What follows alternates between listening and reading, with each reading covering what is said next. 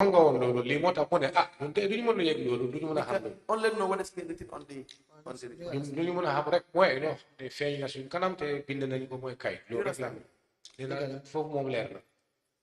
The other voucher is for cash impressed for the rental of chairs and tents for the town hall meeting on Saturday, 5th of March, 2022. Nena bobu cash express la impress bi nga xamne bobu pour jëndal ay togu jënd ay bagages moy wéri month of January 5th of March 2022 5th of March at Fitzgerald Street moy Fitzgerald Street $15,000 moy njëg bi moy fukk ak juroom junni $15,000. The request again raised in the usual way request bi soko sété ni ngeen ko défé non ngeen ko defoon on behalf of the Lord Mayor dina ci sa tur for $15,000. $15,000.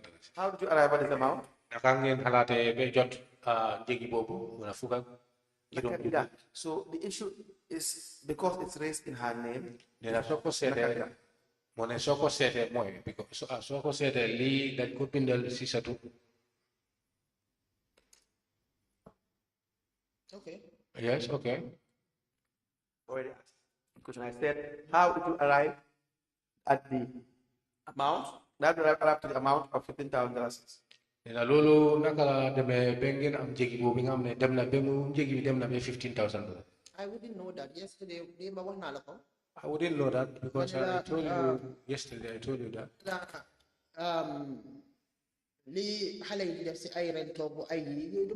What the youth or the engineers do, renting chairs or buying petty things, I cannot be able to know that. Because I don't go to where they rent chairs. Why? But if at all it was written on behalf of my name, but it must have a name where Fatu must wrote. So and she did it in my name. I take full responsibility. I take that responsibility. Yes, but well, the issue is it's not Fatu's role. And I want to be more.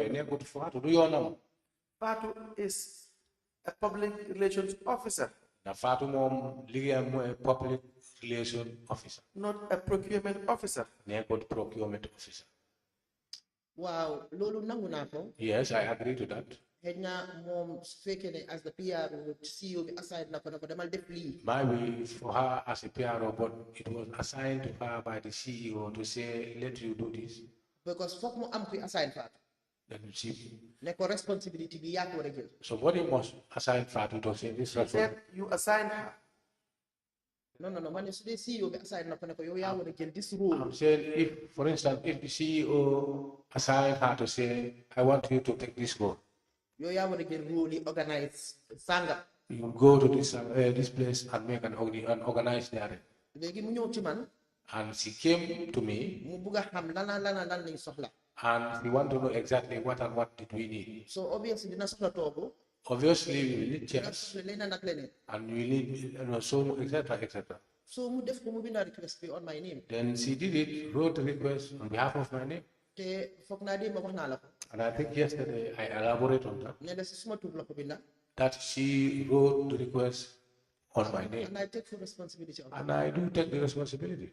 Fatu said that she was instructed by the Lord Mayor.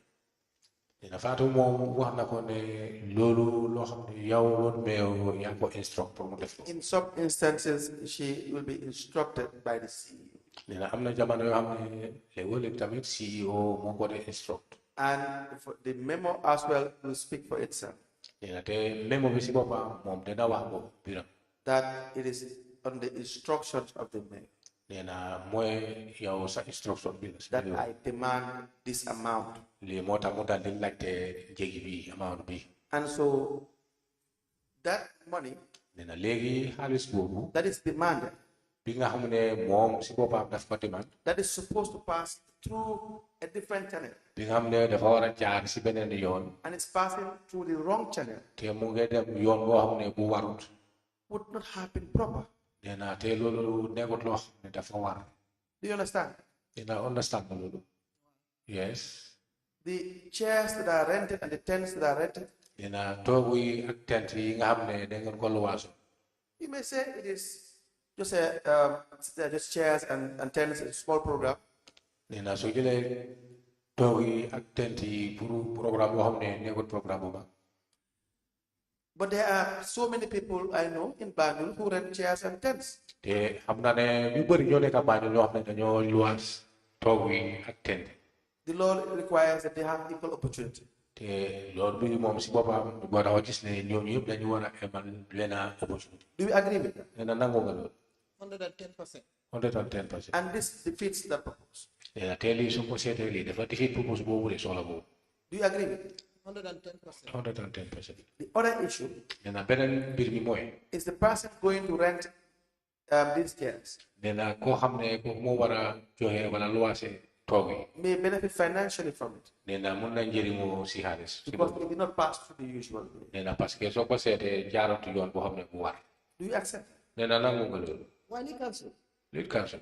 Foog naa man dama la ko waxal ba mu set ma ne la. I think I have explained to Where you are clearly. point A su wrongee. I told you Soo demee when point point B dafa wrong. A, when it is wrong, if you go to point C, it will be wrong. So from A to Z. From A to Z, ma ne la man jël naa responsibility. I told you I get the responsibility. Thank you. Thank you. Now we go to the other voucher. Then I need them to get a voucher. We have a $69,000 payment. It says allocation for the catering of dinner to entertain council visiting mayor of Ostend, Belgium, and delegation. $69,000 was paid Then for 69,000 catering and dinner fengeen ko pour catering ak reer bi mooy diina. for the president mayor of Ostend, Then mooy president mayor of Ostend, Belgium, and delegation. ak délégation am yi ñi nga xam ne ñooñu la àndal. We have a request Then am nañ fa request for catering of dinner, for catering of dinner. raised again the usual way by the Assistant Public Relations Officer for all the vouchers we are dealing with now. Then voucher yang ne yëpp yi nga xam ne yooyu la ñoo wax biram yi fu mu ne nii. Would be from Fatu Mbenga, Then dana yooyu yëpp jógee nañ si Fatou Mbengue. Assistant Public Relations Officer.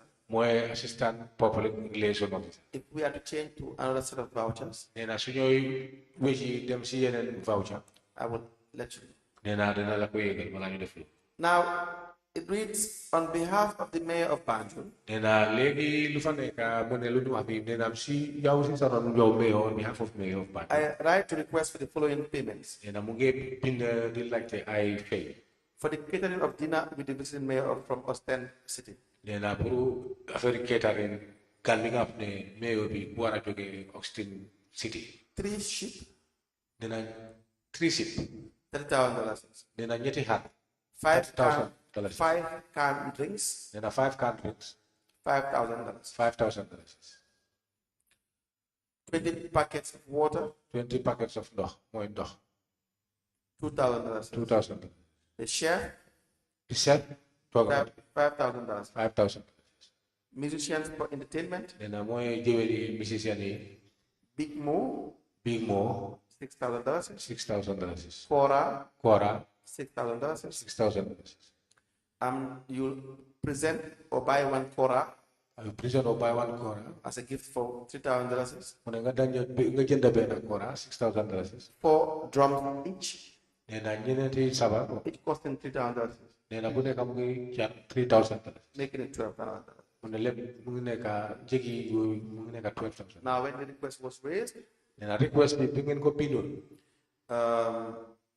it was the payments were made, nee na fay bi dafa amoon dañu fay. and the money was given to Fatu Benga. nee na te xaalis bi da ngeen ko joxoon Fatou Mbengue. Now, how did you arrive at these figures that 3 sheep will cost $30,000, that 5 canned drinks, I know it's canned drinks per packet, not one, but 5 packets of canned drinks will cost $5,000. That will be $1,000 per packet. 20 packets of water, $2,000. So this 5 crates of canned drinks, not packets, sorry. 20 packets of water, $2,000. Chef, $5,000. Musician. How did you arrive at this figure? na léegi soo ko seetee njëgi bi nga xam ne boobu la wax fii mooy $69,000 na naka la demee ba ngeen am njëgi boobu soo seetee te yow li nga wax mooy ñetti xar yi da ngeen ko jëndee $30,000. foog naa lii biñ ko organise sax fekkut ma fii. I think when these things have been organized, I was not town. I came in the middle of the organizing committee. I came in the middle of the organizing committee when they were doing their organization. Most of the Lindon then could discuss at the EU project team, the councillors, talk. All what these activities they were preparing, it was something that they all sit together and discuss with the EU members and councillors. They all sit and had a discussion on that. Because to understand more, they wanted to have a dinner for him at the Coco Ozone by the sale. All what I knew was that their intention was to go to Coco Beach to have the dinner there, but it was expensive. So you know they go there for local. No, they then later said they want to make it local. Coco Ocean, I believe the witness. Coco Ocean. Yes. So for the going to dinner. That is where they wanted to have the dinner. When you it was expensive. But the amount there, it was very expensive. So you decided to go to local. Now they decided that they will make it locally. If I remember, if I could remember, this dinner was done in my compound. Some of the people came along with, they bought chips, somewhat, canned drinks. I know, I have no idea. All I know is the event. Because my compound is very wide. I entertain them for them to come and make it there. But how they come to buy these chips or other things, how much it cost? I know the person who went to buy these chips brought the chips to my home. It's a councillor. So nakala price. But how they arrived at the price? I have no idea. Why again from Lumalawa? But again, as I said, Fatu raised the voucher or the request through my name. And Fatu, when she's writing a request, she must write it on my behalf. It was only yesterday that I became I understand that they should write this voucher through the name of council. So for me, what she was doing, I thought it was nothing was wrong there. No, Lord. No, Mangla was a Yes, I'm just waiting for the. What I'm trying to make clear is that because it was written on my behalf. I have never thought that the way he's writing on my behalf was wrong. No. Fatu is my junior, she was under me. This is why I said to you, I have taken all these responsibilities. Just to correct that part. The idea of raising a request by anyone in council or anyone outside council is not wrong. Nena puru mujapale la fofu correct la nena puru ngebinda request si turi nit na si council la wala si biti council nena fofu mu amut lo xamne lo andut wala jubut. So anyone can raise a request. Nena ku neka na raise request. You can raise a request for a payment that is lawfully supposed to be paid to you. Maybe it's a salary or it's your personal emoluments. Nena mun na neka yow sa bopa nga raise request si sa tur bi nga xamne dafa jub dafa war. The financial manual dictates all payments and how it's supposed to be done. The financial manual but payments that are supposed to be subject to procurement should pass through the lawful way. So you can raise the request. Then I'm going to request. But the money paid to you. Then I have to fair go see how. That is where the problem is. Now the fourth from my bill. I don't know whether we're on the same page. Then I'm young coach who are young understand. Wow, more in the man of the council, Manila. Yes, as I said, I told you. Fatu have raised it. on my name, and monies were handed over to Faru, and they took the monies and went to purchase all these items. I will not know whether it passed through procurement or A and B done it. Where I be able to, where I can stop is that this is what I want. How did you do it? I will not be able to follow them to know exactly. No, the issue is when as the mayor or as council or as CEO or as not council as council or as CEO or finance director, these people, these offices, they are supposed to know how council is supposed to be managed in and out. Nena ñoom dafa war pour ñu xam council bi naka lañ ko war a manager si biir activité yëpp. The general council, nena general council, when they go to elections, nena ñoom suñ demee election, they win their various seats. ñu dal di win seen toog yi. They come and sit at council. ñu ñëw si council toog. It is their job to know how council should be managed in and out. Nena loolu seen liggéey la te dafa war seen warugal la pour ñu mën a xam council bi naka la moo manager na si biir la wala si biir. Chairman, mayor, mayoress, as the case may be. Nena chairman, mayor, mayoress nu mënta nekk. When they are elected, duly elected, nena suñ leen electé si yoon. and they are now occupying the office, léegi yéen a ngi amee seen office. should know the management of council entirely. Nena dafa war pour nga xam council bi manager bi entirely. Same applies to the CEO. Nena loolu tamit same loolu benn yoon bi la CEO tamit wargal boobu moo nekk si. And finance director. Finance director. So that is why li moo tax the payments, the manner in which payment is supposed to be done. Nena yoon bi nga xam ne war a maanaam bi nga xam ne fee bi noonu la war a demee wala noonu la war a noonu lañ ko war a defee. Is embedded or captured in this laws. Loolu yëpp da nga gis ne loi bi yëpp mu ngi ko amee mu ngi ko wane ngi leeral foofu yëpp ni mu war a dem.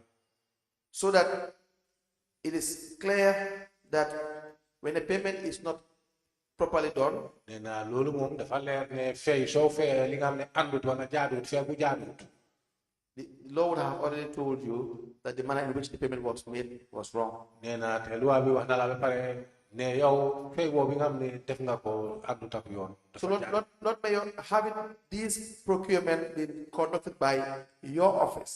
Nena procurement bi su fekkee ne da nga ko dool sa office bi ñu kondo ko si sa office bi. Even that culture itself Nena da nga gis ne even culture boobu noonu si boppam. is what is unlawful.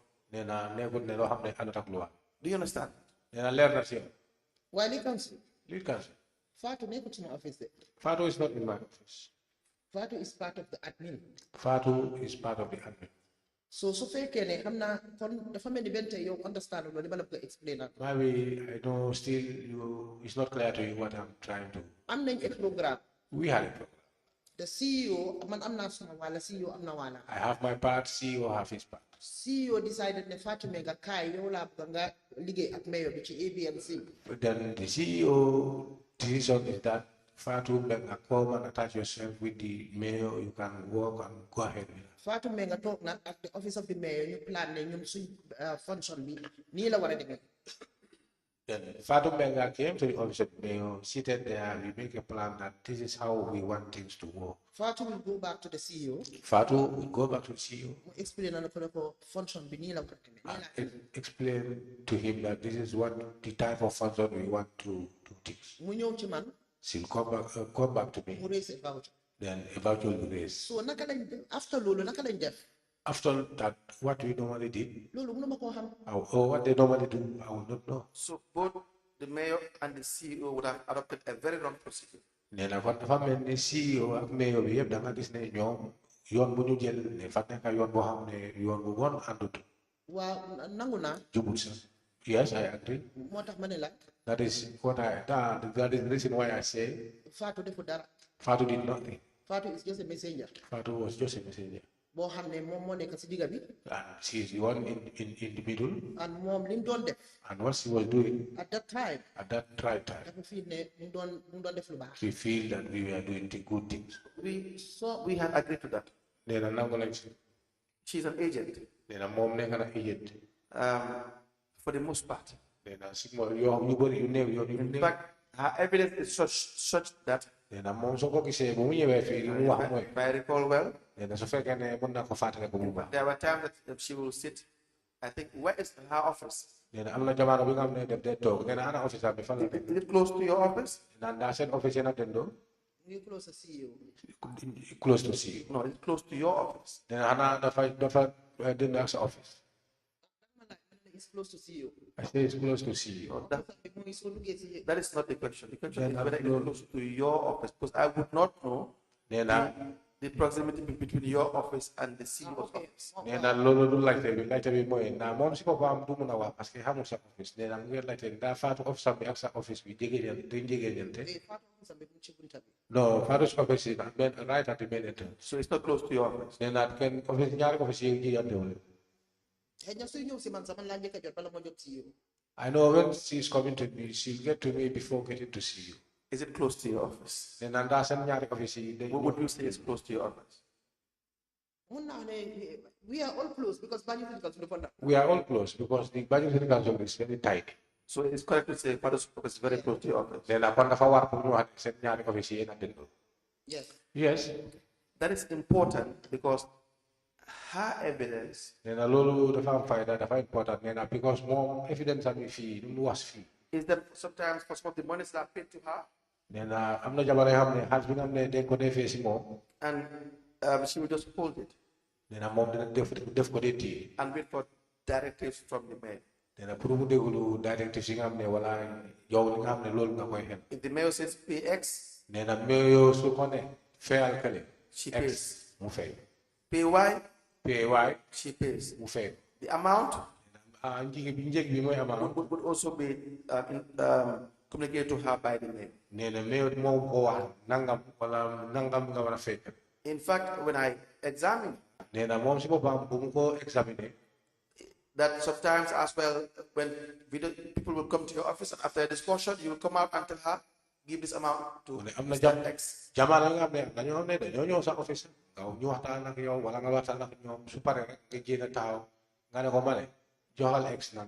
And she will just note it down. Does it happen that way?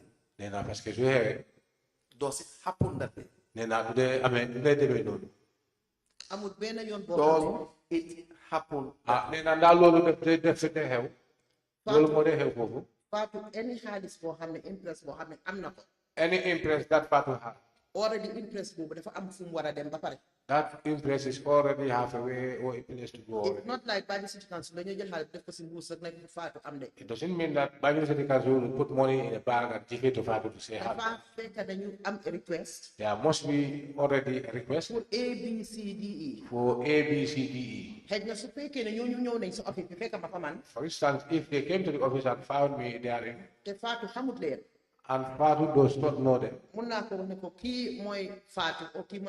then I can say to him or her that this is Fatu or Ida. But not just like but not like pay to Fatu or pay to them. And then I don't think that is how she mean what she was, the evidence she was. No, that's how she meant it. So request the Fatu Hadis a purpose. The money that is in Fatu's hands is for a purpose. It's either Hadis A is for Patrick B.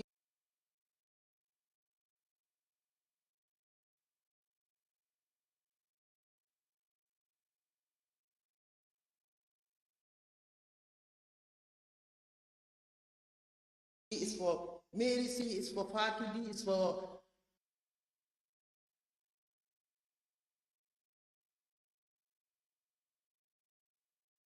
Zainab. Why is it Muhammad Zainab? Muhammad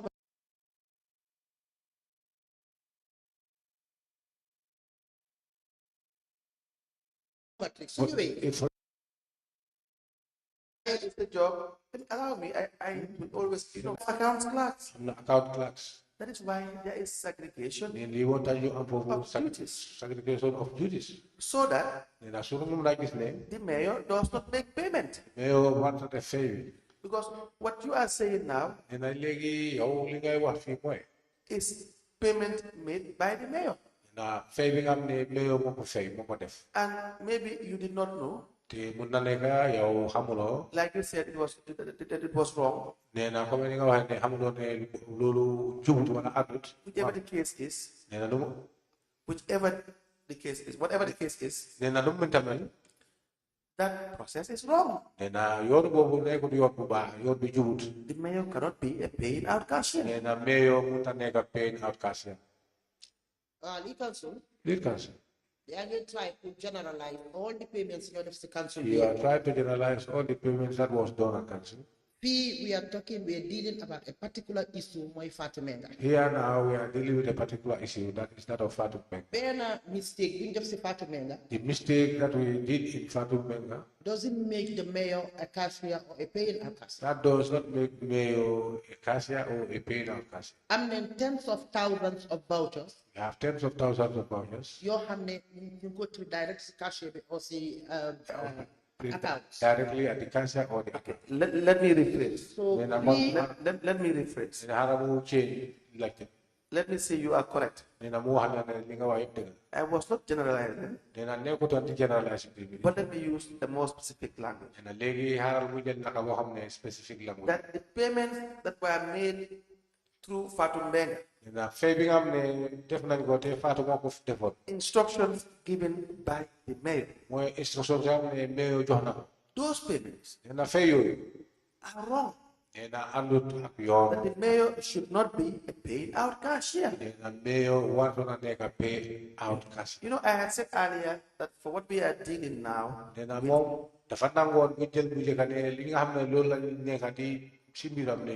only for the vouchers raised by Fatumbenga through your office.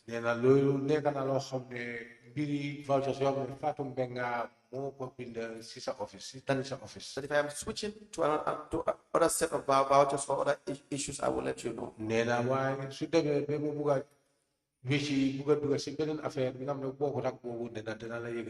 So my comments are squarely on the vouchers of Fatumbenga.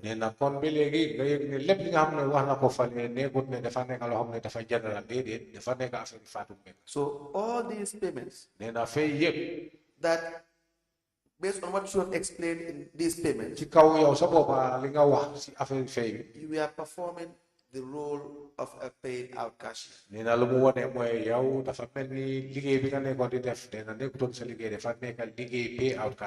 is contrary to the financial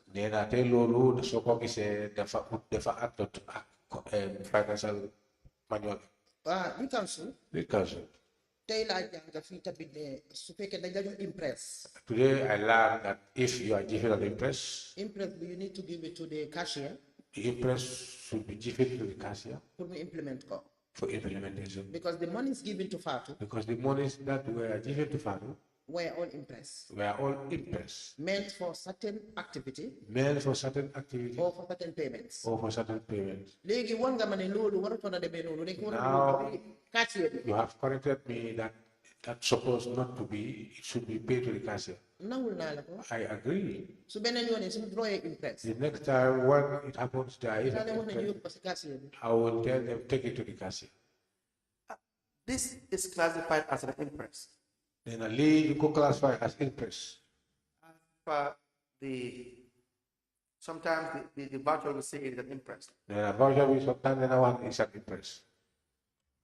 The request does not say that they are requesting for impress. Then the request be more. I'm going to learn.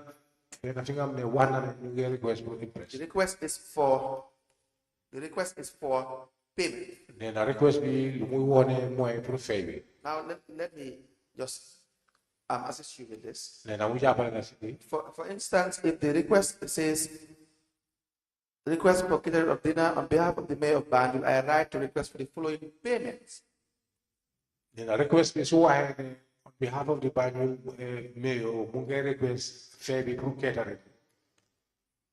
for the catering of dinner with the visiting mayor from Austin City. Nena catering bi moy pour reer bi dina bi mayor bi nga xam ne mu ngi jógee Austin ñoo di ñëw nekk gan. And it tells you how much the mayor is requesting for. And the foofu tamit mu dal di laajte wala mu wone mayor bi njëgi bi nga xam ne si xaalis bi lu moo ñaata la moo laajte. This is not requesting for an impress. Nena lii kaddu bi nekkut ne mu ngi request impress. Do you agree with that? Nena nangu nga loolu. Waaw xëy na ñun dañ ko jàppee comme ne impress la. Yes, we thought that it was just like an impress. So it is not an impress. Then a little impress. Now, when they approve the voucher, Then when you approve a voucher, that's why I said that to the CEO that he is a rubber stamp. then a limota when the CEO will rubber stamp. They will classify this as an impress. Then then go classify as an impress. And they will say, being disbursement as cash impress allocated for the catering of dinner. An investment cash allocated for the dinner. My hands go up there, then go in a pulling up there, prove affair. But what do you understand by an impress? Then I also go below Hamsilunya impress. Impress comme léegi may war a tukki for example. Now, for instance, impress means, for instance, if I intend to travel, ñu jox ma xaalis. they give me monies, ba pare xëy na jox ma incidental dara si kawam. and maybe they give me incidental something on top of that As an impress. as an impress. su ma ñëwee ma retire ko. When she comes back, she retires. Whenever I come back, I can retire the monies. Now, there are several payments that they will classify as an impress. And I'm not saying you put it on there for the to the impress. And if monies are raised anytime, Harris Mingam, so let go again, while again, Harris want to go next. paid to the mayor Fake mayor. by way of impress. See only you go impress. That, do you agree with me? It's not correct accounting policy. And a lot of society, Manango Casimo, Nelo, name accounting policy, Boham, Pujuk, Walamwar. Correct. Because impress Then I impress. will suggest Then a little than hour in it. that there is an emergency. Then I therefore I'm not emergency. And I will explain. Then I did another alpha. But these payments are not paid based on emergencies. Then I fair with an fair begin the never emergency. You agree with me that before the mayor of Ostend is to come to Gambia, you would have been aware. Then I so now Simon Bala mayor with Joke extend in your Gambia. The fair guy away. You agree? Nangolo. Likansi. Define what impress is. So I define what is that. So automatically. Why you ko don treat moo tax ma ne la. You were treated, this is why I told you. Xëy na not even man. Possible, it was not even me. Why admin? Because it's not me writing their impress or Fatu writing their impress. Not me writing the impress or Fatu writing the impress. But the term being used as impress. But the term they use as an impress. Tey woon nga ma fii ne ma loolu mënut a nekk impress. And now you show it to me that cannot be an impress. And many times. And many times. Any money they pay to somebody else. Any money that is paid to someone else. It's termed as an impress. It's just divided as an impress. But where does the fault lie? Is it council's ignorance? Or the mayors? Or the CEOs? Or the finance director? Or all of them? Because the laws are there. The manual is clear. Like today, I have never worked for council. Never read the financial manual. When I have to do this job, I know I have to read the financial manual. So, where is the problem? So that we know how to address the problem. Where do you think, as mayor for 2 terms, where do you think the problem lies? Because we are dealing with financial council. Then a lady, then you have to problem if I'm not buying a group as a society, then I come here to the Benyan times. A full name, you problem if I'm not Problem in councils. The problem of councils is many. So in this case, choice of wordings, number one. It is choice of wordings, number one. Use impress. Maybe they will be using this word impress. And they keep using the term impress. Bojang, Mr. Bojang, you can ask the witness to kindly repeat what she said if you haven't heard. Very well. So you believe you don't use impress, right? Still, they are using impress. My question is, if what is done is contrary to the law, for instance, you pick up the financial manual. Please give the mayor a copy of the financial manual. You turn to page 52. To page 52. You will see, but before that,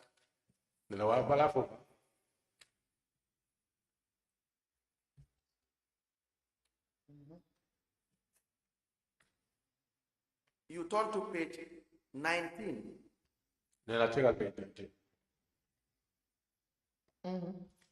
Yes.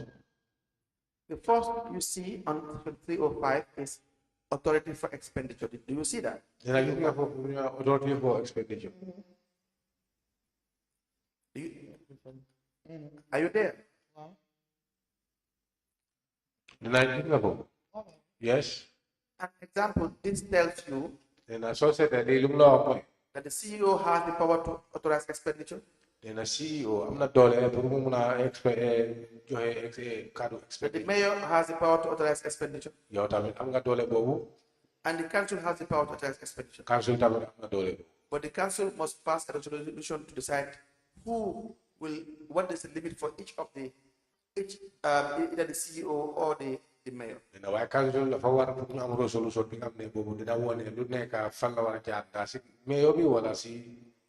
So when I hear the chairman or the mayors or the mayoress always saying that we don't have the power to decide payment,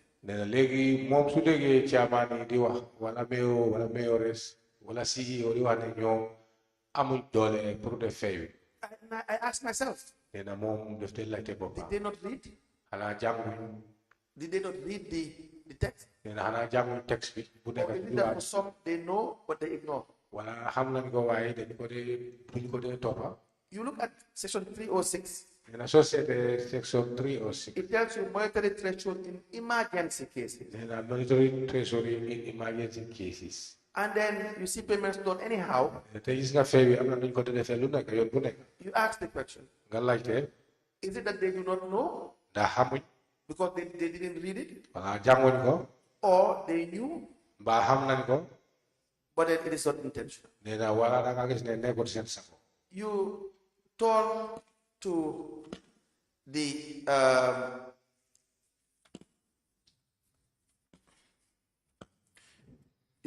page 25. Page 25. It tells you how to control expenditure. So they page 25. Again, you ask the same question. Lastly, the payments on chapter 5, page 28. And as I said, chapter 5, page 28. Lord Mayor, this will tell you all the different types of payments. For development or non-recurrent expenditure. Development, non-recurrent expenditure. Operating or recurrent expenditure. Operating on recurrent. Turn to the next page, it tells about classification of payments. Classification of payments. The same page will tell you about procedure for payments and expenditure. Are you following? Yes. And it tells you about salaries. Wages. Page 33, other payments. Page 33, page 34, purchase and supplies. 34, office expenses. Office. Goes on and on and on. Right? Now, when you look at that, you now turn to page 52. Number 52. It tells you about impress. What impress means? The procedure for impress. Everything involved around impress. Petty cash. Next Next page. Next page. So now the question is, if we are to manage our institutions, We not be familiar with this? No. No. Should we not be familiar with? Yes. So what is the problem as to why we are not familiar with it? You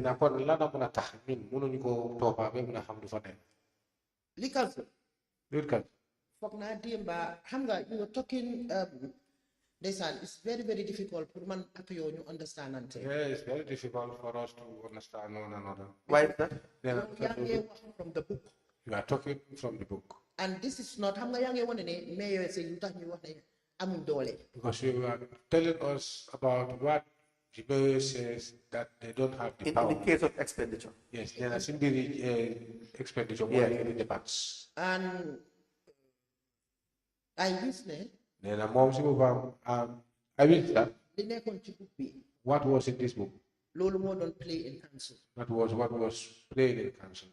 But now, I want to understand in councils. But I think you need to understand in councils. Dole be finance directors. The powers that the financial directors have. Dole CEOs and the powers that the CEOs have. Take it from me, the mayor be role. Take it from me that the mayor does not have that power. I cannot agree. Then I do not know. I know, yes. Because my problem yes, you not agree, but as I said, you are not in position. You are honest enough for you are honest enough to say you go by the book. You go by the book. Yes. And this Lee. And you see this? For finance directors and CEOs. For the finance directors and CEOs. I can tell you in most cases. And I'll tell you in most cases. Pay book. It's just a book that was just difficult. Why did you say the finance director and the CEO are more powerful? Then a lot Dole be CEO and finance director. What do they do that you cannot control? Then or what do they do? What? Yes, we'll give you the time. What do the finance director and the CEO do that neither in place in relation to payments? Nena lan moy do xamne CEO def dañ ko def mom ak director of finance di nga xamne mën na nek bir adut ak affaire fay bi. No. Understand now. Excuse me. Yes, it's just for the record. Tell the witness this. Chair. Yes. If the witness is going so fast, Mr. Bojan, please tell her to slow down. So that you can interpret correctly. Thank you.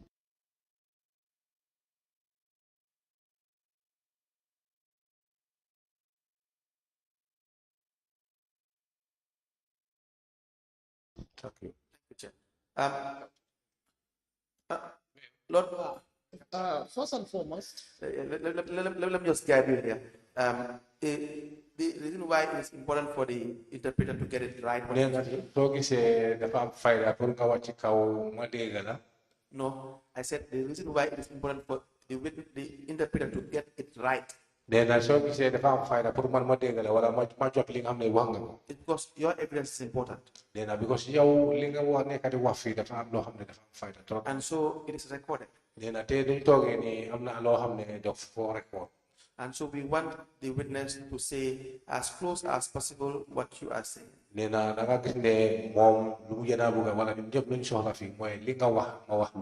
So that your evidence will be recorded. Accurately. Well, first and foremost, mayor be amul dara lu mo meuna def council. Mayor has nothing that he can be able to do in council. Absolutely nothing. Absolutely nothing. The CEO be and the CEO or management be anduñ or the management does not agree with her. If they want to frustrate the efforts of the mayor, if they want to frustrate the effort of the mayor, that is not them nothing. Give us examples. But there are, I don't know an example. But there are 1,000 things. There are 1,000 things that they can be able to do without the consent or the knowledge of to the mayor. A few examples. And these examples, I'll give you a few examples. Former finance director. Our former finance director. You see, you all see how he was crediting himself money. I have never been aware of that. Why? It was because they do hide me. I will never be aware. As I told you, what they want, they wish me to know, I will do. But what they don't, let's discuss that part. If the finance director is giving himself money, loan, and the finance director and it takes more than a year for the council or the administration to know, do you blame the finance director? Or do you blame the council and the bosses of the finance director, the CEO, the mayor, and the council? Council ngay blame wala ñi nga xam ne ñooy jiiti finance director mooy mayor bi wala no finance director bi ngay blame moom ngay blame ndax council or mayor or CEO. Na finance director blame bi si kan la ndax finance director ngay blame wala council ngay blame mayor wala CEO. Let me take that again. Ne na nañu delloo si laajte bu. If the finance director is to give himself loan, and a finance director level bopa, and it is wrong, then ate andu tap wala ñaari at bala council wala mayor yek, do you just blame the finance director alone? Then anda finance director ngay blame mom kena wala, or does the CEO, the mayor, and the council have a share of the blame? Wala soy blame da nga blame council nga blame CEO ak mayor ñom tan dañoo bokk ci blame. Jëlut at pour xam ko pour ñu xam ko. It doesn't take a year before we know what happened. Dina si gërëm national audit. I will congratulate the national audit. Because am na yu bari yoo xam ne ñoom buñ ñëwee. Because I know many of things when they came. Si lañ ma ko tegal ci table bi. That was the time it was placed in front of me. When you said why that you knew about it here, and the commission. We go ahead. Commission. And you look at the timeline that the loan was given. And your point that sometimes you may not even know about it for a long time. That's why I asked that question. Because there would have been a breach in administration. From the council all the way down to the day-to-day administration of the CEO. Wow, the council. The council. I think I have said here I will not know anything that he does not inform me. If anything he wants to block so that I cannot know, I cannot tell today I will know. Unless I get it down or get it from the rules, then I will call him and ask him. The investigators, well, like for instance, if your investigators don't want you to know many things, you don't know. No way, I can tell you. Ask them. Then they did. When I like to no chance. No, I'm just mentions. Do you know why? Then I'm galuta. Do you know why? Then I'm galuta. Because administration. Then administration. It's structure. Then a structure. It's effective control. Then I know the job 10 times more than them. But I do what I want them to do. And I check them. I oversee them. So back to the issue. The law says that there should be a supervisory role that exists between the chairman or the mayor, in your case, the mayoress, in the administration of council. CEO in the management administration of council. And tools are there for for you to utilize and have information. Relevant information. You see, if your finance director does something that's wrong, the institution is there for you to pick it up. institution bi mu fa pour yow nga war a ko 100%. nee na boobu These 100% are payments. li xaalis la bi nga xam ne fay la The accounts are there. accounts mu fa The budget is there. budget mu fa Internal audit is there. Procurement unit is there. procurement mu fa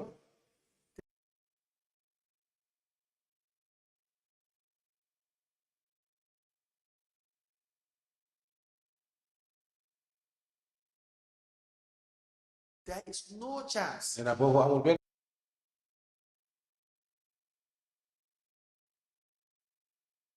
yoon that there can be a serious violation of payment procedures. nee na xanaa mu nekk loo pour nekk loo xam ne yoon wi nga am ñun mayor si mënuñoo def dara sorry the mayor of Banjul mënut a def dara. that the mayor of Banjul cannot be able to do anything. Su neexutee the CEO and the management. Without the consent or without the management and the CEO agreeing to it. My point is, Then I'm more jubilee. the lack of knowledge Mooy ñaaka xam. is a break in administration. Dina loolu nekk na kalb si bu mag si administration. Something is not going right. Am na loo xam ne ni mu war a jaaree mënut a jaar foofu dafa kalb. Dama nangu loolu. I agree. Because wax naa la nekk. I told you that. Su fekkee ne I told you that the finance directors and the CEOs, especially the finance directors, these are the omega and the alpha of councils. Ni mooy dëgg. No, they are not. That is the truth. That Why? is the Council, okay. Allow Mama narrator narrate tuuti. No, you will come back to it. Let me just disagree with that point. Councils, na aramu wet le foofu tuuti da ngaa dellu si. alpha and omega of councils are the politicians. Nee na soo seetee council su fekkee ne alpha mun na nekk tànk ak loxo yi yëpp mooy politicien. You see how I call the finance directors and the CEOs? Nee na gis nga ne moo ooyee affaire finance director ak CEO si. They aid and abet, they help the politicians. They help the politicians. Nee na moo ñooñu ñoo nekk ñoo xam ne dañ leen di jàppale politiciens si. Mismanage council. pour nga gis ne ñu mu la leen a réeral. I tell each of them nee na ñoom ñëpp la. in various area councils. nee na area council yu bëri. Because, for instance, KMC, nee na soo seetee dañ jël KMC let's give you an example. mu jox la foofu exemple. The evidence we have gathered, nee na evidence yi nga xam ne yooyu la ñu am. you don't have that problem when it comes to a CEO. You don't have that problem. nee na yoo amuloo problème soo ñëwee si CEO. But if they don't like a CEO, you are gone. nen ñoom suñu bëggul CEO bi nga xam ne bëgguñu ko yow dem nga. You are gone. yow dem nga. If the mayor does not like the CEO, then the CEO is gone. nee na mais su bëggul CEO bi dem na. We have seen the problem with Senator Martin. nee na gis nañ problème si dem. So many things that we don't agree with. def na lu bëri li nga xam ne ñun nanguñu. Told her here. wax nañ ko fi. In fact, there are so many faults. am na ay yoon yoo xam ne fault yu bëri. The permanent secretary made so many faults. permanent secretary tamit bokk naa si ñoo xam ne def nañ fault yu bëri. We agree with that. yu lépp nangu nañ si But loolu. what is also true, nee na waaye tamit dëgg bi if they don't want the CEO, moom ñoom suñu bëggul CEO bi you are gone. yow dem nga. That's the reality. nee na loolu dëgg la. We haven't seen that with you. nee na gisuñu loolu sa boor. We haven't seen that part with you. nee na gisuñu part boobu. And let me say, I have not seen that with you. nee na léegi mu wax ko sax boppam. nee na moom gisut ko sax. The power that council has nee na doole bi nga xam ne council am na ko. is unlimited. nee na boobu amul fu mu em. It's unlimited. So you can proceed with it. nee na mun ngaa dem si. Li council, nit council. Banjul City Council. Banjul City Council.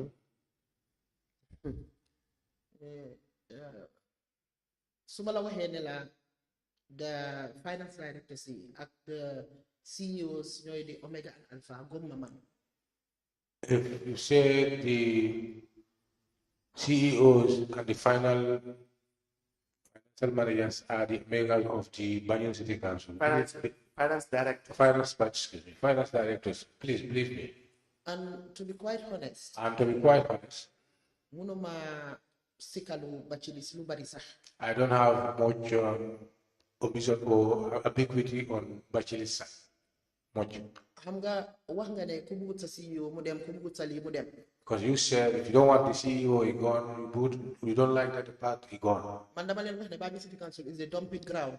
I want to show you that Banjul City Council is a dumping ground. Man dama toog ñu génne si ma CEO. I was there, my CEO was ñu génne si ma finance director. No, I stayed on that part. I stayed on that part. When mom nena na fofu nena part boobu noonu. Your area council, Nena yow sa area council. we have not seen you Ñun gisuñu yow gisuñu la. making effort to remove CEOs. Pour nga def kattan wala nga jàppale pour génne CEO si. But I have said in KMC, we have seen the power of council being shown, or the mayor, when it appears that they don't like to work with a certain CEO. But we have not seen any evidence on your part that you did not like a CEO, and therefore you are making effort for him or her. So you can proceed.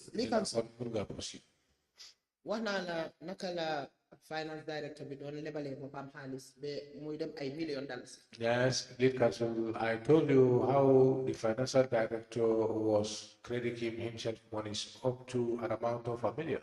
Bi moo génn Banjul City Council. When he was leaving Banjul City Council. Dem na almost $1 million. He went along almost $1 million. xaalis boobu ba tey mënuñ koo jël si and that monies were not recovered from him yet. Man toog naa ma tukki. I traveled. Ma tukki ñëw. I came back. Ma fekk finance director bi indi fa nit. I found that the financial director have brought somebody there. Ma laajte kii kan la. I then asked, who is this person? ñu ne moo war a nekk di collect suñu revenue bi. And I was told that it's the person who's supposed to collect our revenue. And immediately dama ko wax CEO. Immediately ma ne ko CEO. I went to the CEO and I said to the CEO, gisuma benn revenue bu ees boo xam ne war nañ ko mën a am pour ñu indi nit mu collectal yi. I don't see any new revenue which we can engage or employ this man to collect that revenue for us. Ma ne ko leena dinaa la ko wax tey. I tell him that one thing, I will let you know that today. Kii su suñ biir database bi ñun.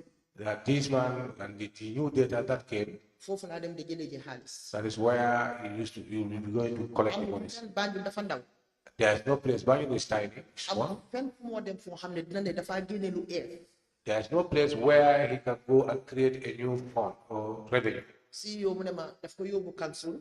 But CEO told me that he took him to council. Council ñoo ko nangutal. And it was council approval. Te man lu ma la advice mooy. And my advice to you is, comme que yóbbu na ko si council si nangu nañ ko. as far as you have taken him to council and it was agreed, mu ne ma yow bàyyi ko noonu. then he said to me, you leave. Then I'm not going to speak. Ma complain loolu li council ba soona. I complained that to council for many times. Mu ne ma ci dara ma bàyyi. I could not be able to do anything. At the end of the day. And then at the end of the day, kooku dafa dem ay millions la yóbbuwaale. when he went with a lot of money, millions. Ka defu dara. Nothing. He done nothing. Gisuma benn dara lu ees loo xam ne kooku indil nañ. Nothing new that he created. Mu ne ma ci tos. And I could not do anything. Ma tukki waat ma ñëw. I traveled again and came back. Ma ñëw fekk fa benn jànka bu fa liggéey. I found another guy working there. Dem naa ba 1 month si laa ko door a xam. It takes me up to 1 month. This time. He became aware of that. Thank you. Let her just round off that point. Very well. So that the evidence will be. Very well. I traveled, I came back, and I found another young guy there. Ma laaj CEO bi. I asked, and it takes me 1 month before I became aware, and I asked the CEO. Mu ne ma finance director moo ko indi. And he said to me it was financial director who brought that job. Ma ne ko mu ne ma waaw. I say, to him, he said yes. Ñu dem ba si kanam. We were there till later. Mu door di fayal ko pour mu dem university. Then he started paying for her to go to the university. Ak yeneen yoo xam ne. And many things. Du fi jeex. It's a lot. Da ngaa toog gis mu jël xaalis lebal councilor bi. You see sometimes you get monies. Nga toog Give it to councilors as credit. Gannaaw si daf doon oo nit ñi. Sometime later he used to call people. Billaay wallaay dinañ wax ne ndax. I swear. And say to them who feel like taking monies out, credit with monies. Ma oo CEO. I called the CEO. Ma ne ko kii lu moo def nii. And said to him what this man is doing. Mu ngi ñoo sonal. That it is disturbing us. Bi moo ñëw si council bi. When he was coming to council. Seetal ñaata ban façon yi ñun debt lañ amoon. You can check back how much debt we had. Ak bi moo génn. And after he left. Lan la ñu fa bàyyi. What he left here. Moo tax bu ma déggee mu toog fi di wax. Yeah. Madam Lord Mayor, we will take a recess for 30 minutes. We will be back. Thank you. We may rise.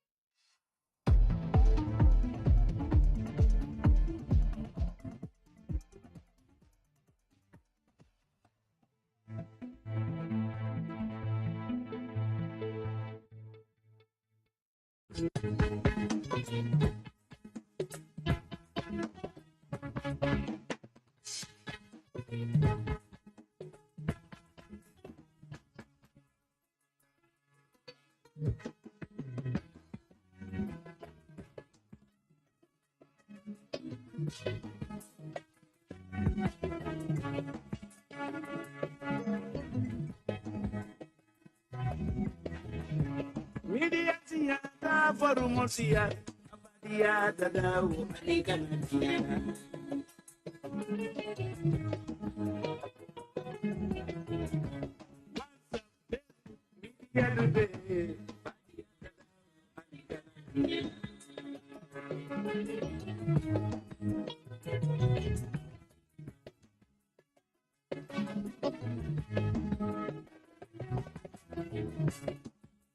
Media dia monado, adina modu dia.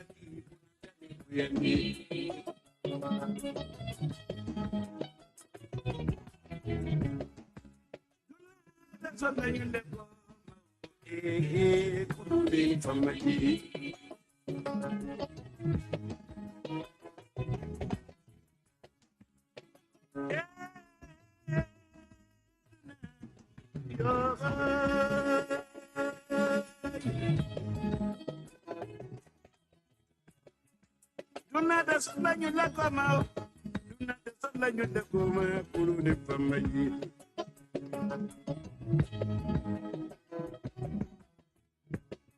Nime ya nyima kemidi ya duto, oho itere ya kada.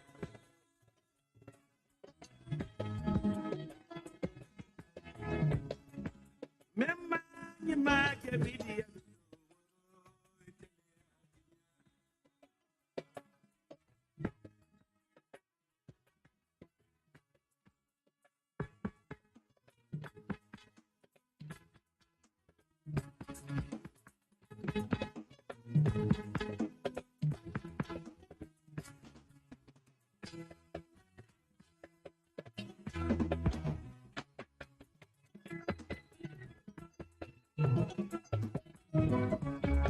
Memba kibara kila moje karanyi mau tijo.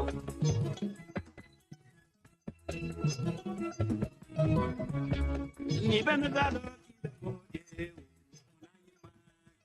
tijo.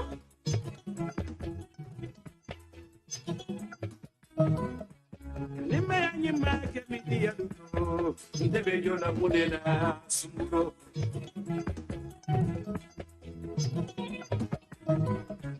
Nime ani make me dear do. Bejo la munena kisro.